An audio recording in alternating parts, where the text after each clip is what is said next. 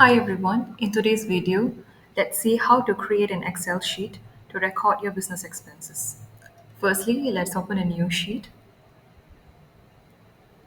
Now enter the details of purchase invoices. Simply enter the basic details from the invoices. So let's start with the invoice number. Secondly, the date. Third, vendor's name. Then the description. The description would be the detail of the goods and services purchased. Next would be the expense category, and then amount,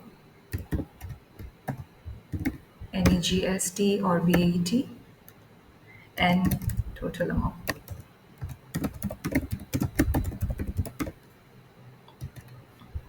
We are also going to add some columns to record the payments. Firstly, the payment status,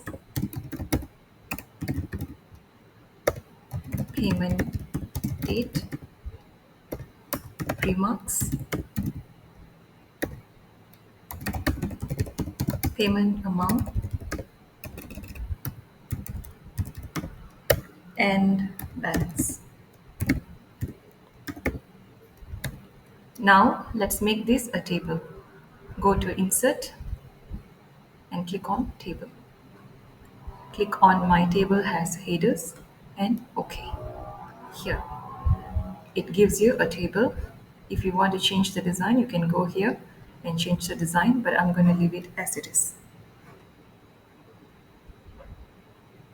Now, let's format the columns. We'll start with the date column here.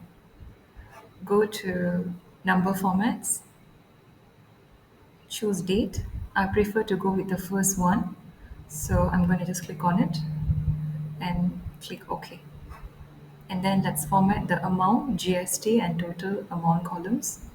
I'm going to just click on this comma symbol here. Okay, and also going to format the payment amount and balance. Same thing, the comma symbol here. And then payment date, again, let's go with the similar date formatting. Okay. Now, let's look at how to enter the data. Firstly, enter the invoice number, maybe INV001, the date 1st of January 2025, the vendor's name, Fresh Farm Company, description, vegetables, supplies, expense category. Choose a category. I'm going to choose a category from the list that I have already created. It's here. I'm going to just go with purchases food, copy and paste it here. It's good to have a standardized categories list. To do that, you can add a drop-down list. I have covered how to create a drop-down list in a separate video. You can refer to that video. Next would be the amount, for example, $100. And then the GST, you can add a rate, maybe 10%. And the total amount would be amount plus the GST amount. If the invoice is paid, the payment status would be paid. And you can add the payment details. Maybe the payment date is 10th of January. Remarks, full payment, payment amount would be 110 as it's a full payment. In the balance column, you need to add a formula. The formula would be equals total amount minus the payment amount. Okay, since this is fully paid, there is no balance. Let's look at another example where the invoice is not paid. I'm going to put the invoice number as 002, the date 10th January 2025, company's name or the vendor's name is Repair Shop,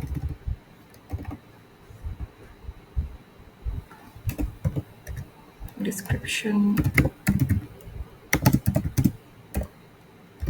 repair of oven, expense category, again choose from the list. I'm going to choose repair and maintenance. amount $50. The GST auto appears because we have already put in a formula here. So since we have already inserted a table, the formula will get auto copied to the following rows. Same goes to the total amount. It's automatic. And then payment status, this invoice is not paid. So we are going to put as unpaid. You can leave the payment details columns empty. The balance would be $55 since it's unpaid. Now let's look at another example where the invoice is paid in two payments. Okay, I'm going to again add the details. Maybe the vendor's name is